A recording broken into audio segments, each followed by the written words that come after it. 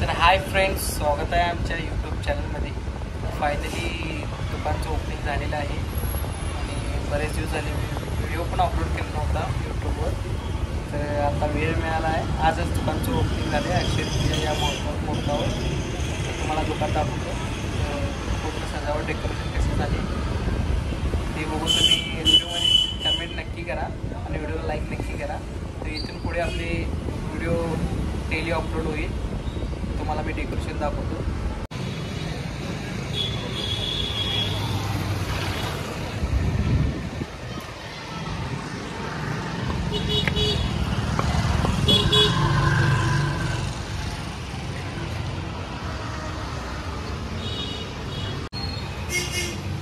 तर डेकोरेशन तुम्ही बघू शकता आणि इथून जास्त पूजा मांडलेली, सत्यनारायणची पूजा.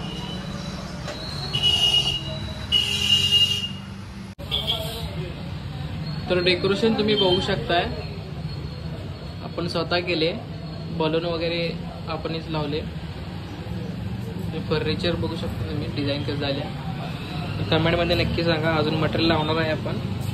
ॲक्सेसरीज तेवढेच ठेवले काउंटरमध्ये आणि थोडे पीस लावलेले आहे. आज ओपनिंग होते म्हणून.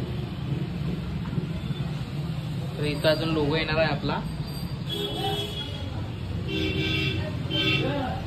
तर हे आमचा भाचा यश.